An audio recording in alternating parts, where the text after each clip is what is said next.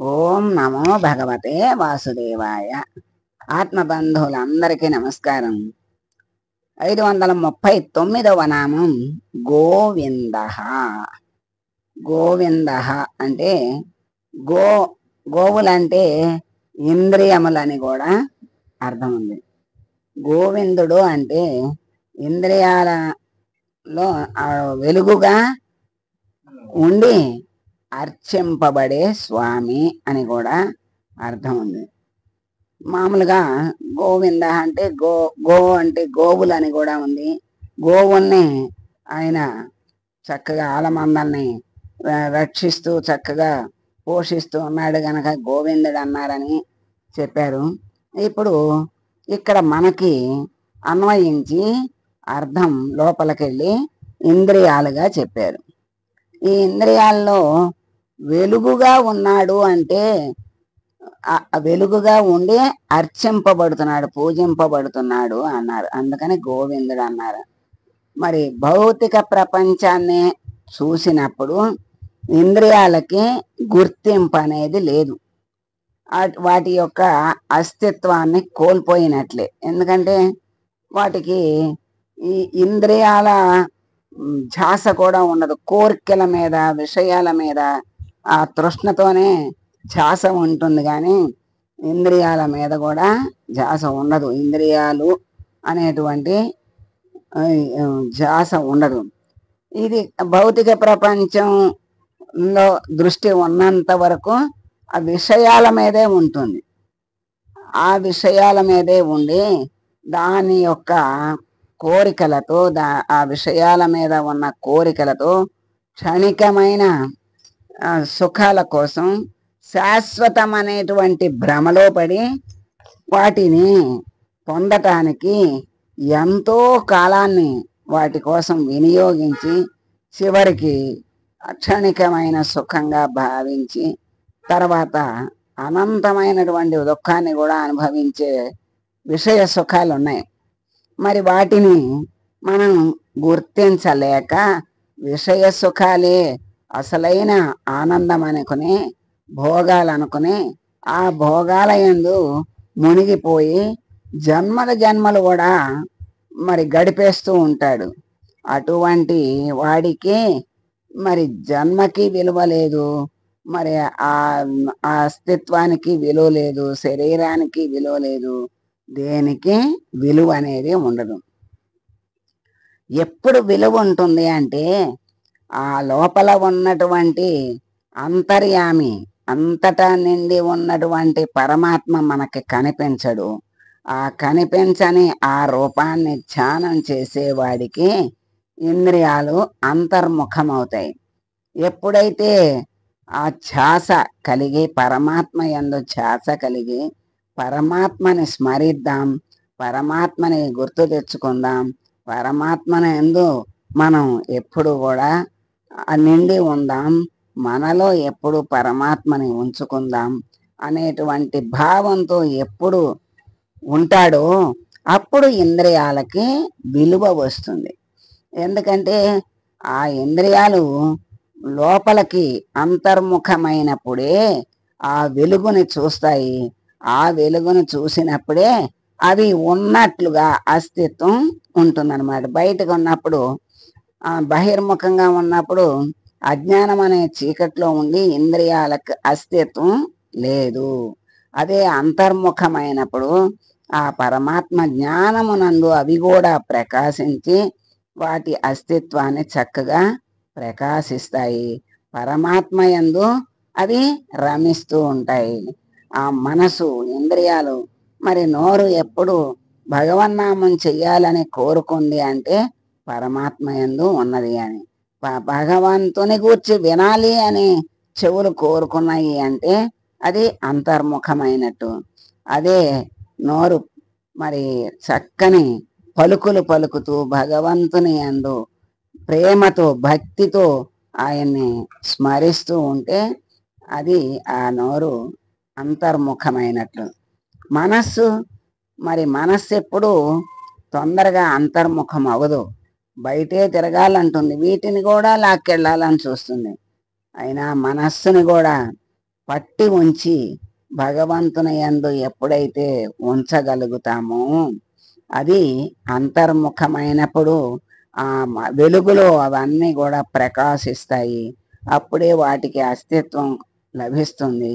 మరి కాళ్ళున్నాయంటే భగవంతుని గుడికి ఆలయానికి వెళ్ళాలి అని అక్కడికి వెళ్తే వాటికి విలువ. భజన చేసి మరి భగవంతుని సేవగా ఎవరికి ఏది చేసినా భగవంతుని సేవగా చేస్తే ఆ చేతులకి అస్తిత్వం ఉంటుంది. అలా ప్రకాశిస్తాయి ఇంద్రియాలన్నీ. అంతర్ముఖమైనప్పుడే ఇంద్రియాలన్నీ కూడా ప్రకాశిస్తాయి. అప్పుడే వాటికి అస్తిత్వం ఉంటుంది. అవి భగవంతునికి దగ్గరగా ఉంటాయి అని మనకి పరమాత్మ ఈ నామం ద్వారా చక్కని జ్ఞానాన్ని మనకి తెలియజేశాడు. అలా అటువంటి వాళ్ళకి ఇంద్రియాల్లో పరమాత్మ ప్రకాశిస్తున్నాడా, పరమాత్మ వెలుగులో ఇంద్రియాలు ప్రకాశిస్తున్నాయా అన్నట్టు ఉంటుంది. రెండూ నిజమే. ఎందుకంటే పరమాత్మ యందు ఇంద్రియాలు ఉన్నాయి, ఇంద్రియాల యందు పరమాత్మ ఉన్నాడు. కానీ ఈరోజు మనకు ఆ జ్ఞానోదయం అయింది గనక రెండు నిజమే. ఆయన వెలుగులో ఇవి ప్రకాశిస్తాయి. మరి ఆయన దగ్గరకు వెళ్ళేసరికి ఇవి అంతర్ముఖమై వెలుగుని సంతరించుకుంటాయి, అస్తిత్వాన్ని పొందుతాయని మనకి చక్కగా చెప్పారు.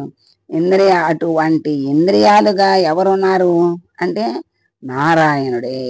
అటువంటి ఇంద్రియాలుగా నారాయణుడే వ్యక్తం అవటం వల్ల నారాయణునే గోవిందుడని చెప్పబడుతున్నారు. అంటే గోవిందనామం అందుకొచ్చింది. గోవులంటే ఇంద్రియాలని చెప్పి ఇంద్రియాల్లో వెలిగేటువంటి పరమాత్మగా గోవిందుణ్ణి మనకి చెప్పారు. ఎలా వెలుగుతున్నాడు, ఏ విధంగా ఇంద్రియాల్లో వెలుగుతున్నాడు అనేది కూడా మనం తెలుసుకున్నాం. భౌతిక ప్రపంచాన్ని చూసినప్పుడు ఇంద్రియాలు అజ్ఞానపు చీకటిలో ఉండి అస్తిత్వాన్ని కోల్పోతాయి. అంతర్ముఖమైనప్పుడు లోపల ఉన్నటువంటి పరమాత్మ యొక్క ప్రకాశం చేత అవి అస్తిత్వాన్ని పొందుతాయి, ప్రకాశిస్తాయి. ఆ పరమాత్మ వెలుగులో అవి కూడా ప్రకాశిస్తాయి. ఆ పరమాత్మ సేవలో ఇవి ఇంద్రియాలు తరిస్తాయి, వాటికి సార్థకత ఉంది. అప్పుడే ఇంద్రియాలకు శరీరానికి చక్కని స్థితి, ఊర్ధ్వ స్థితి వస్తుంది. అదే ఆ స్థితే ఇక్కడ నారాయణ స్వరూపంగా, ఆ నారాయణనే గోవింద నామంగా వ్యవహరించారు. అలా వ్యక్తం అవటమే గోవిందుడుగా వర్ణించారు. అట్లాంటి గోవిందుణ్ణి ఎక్కడున్నాడు గోవిందుడు? 7 కొండల మీద ఉన్నాడు. ఆ 7 కొండలంటే ఈ షట్చక్రాలను దాటిన తర్వాత ఉన్నటువంటి సహస్రారమే 7వ కొండ. ఇవన్నీ దాటిన వాడు 7వ కొండ ఎక్కాడు అంటే పరమాత్మని చేరినట్లే, పరమాత్మ స్వరూపుడైనట్లే. అందుకని ఆయన్ని గోవిందుడు అని చక్కగా అంటారు. అందుకే గోవింద గోవింద గోవింద నామస్మరణే మరి ఉద్ధరిస్తుంది, ఆ నామమే చాలు అంటారు. ఆ నామం చేయగా చేయగా ఆ నామము యొక్క నామి అంటే ఆ పేరు ఎవరికి ఉందో ఆయన అనుగ్రహం లభిస్తుంది. అందుకే భక్తి చేత స్మరణ, నామాన్ని స్మరిస్తే ముందు అది ఒక ప్రథమ సోపానం, అంటే మొదటి మెట్టు. భగవంతుని చేరటానికి భగవంతుని నామాన్ని ఉచ్చరించడమే ప్రథమ సోపానం. అటువంటి మెట్టు ఎవరైతే ఎక్కుతారో, ఎక్కకపోయినా పరమాత్మ ఎప్పటికైనా ఎవరితోనైనా ప్రతి వాళ్ళతోనూ కూడా ఎక్కిస్తాడు. ఆ ఎక్కినప్పుడు ప్రథమ సోపానం ఎప్పుడైతే ఎక్కటం కష్టం, ఆ తర్వాత నా సోపానాలు మెట్లు ఎక్కటం చాలా తేలిక. చిన్న పిల్లవాడిని మరి ఒక మెట్టు ఎక్కిస్తే చక్కగా నడక రాకపోయినా పాకి గబగబా ఎక్కేస్తాడు. అలా పరమాత్మ అంటే సుముఖత లేని వాడికి పరమాత్మ యందు సుముఖతను కలిగించి నామాన్ని తగిలించగలిగితే ఆ నామము ద్వారా మరి భక్తి, జ్ఞానం, వైరాగ్యం ముక్తి అన్నీ కూడా ఒక్కొక్క మెట్టు ఎక్కి పరమాత్మని చేరతాడు. అలా చేర్చగలిగే స్వామి గోవిందుడు. మరి గోవింద అంటే వేదాంత మహావాక్యాల చేత తెలియబడే స్వామి.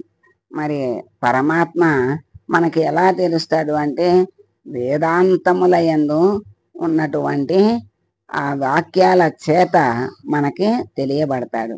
వేదాంతము అంటే వేదాలకు అంతములో ఉన్నది జ్ఞానకాండ. ఆ జ్ఞానకాండతోనే జ్ఞాన స్వరూపుడైన పరమాత్మ మనకు తెలియబడతాడు కనుక ఆయన్ని గోవిందుడు అన్నారని శంకరాచార్యులు వారు వ్యాఖ్యానించారు. ఆ స్వామి వేదాంత వేద్యుడు. గో అంటే భూమి అని కూడా అర్థం ఉంది. అటువంటి మరి సాగరంలో అదృశ్యమైనటువంటి భూమిని తీసుకొచ్చి పైకి తీసుకొచ్చి ఉద్ధరించినటువంటి స్వామి గనక గోవిందుడని అన్నారని పరాశరులు వ్యాఖ్యానించారు.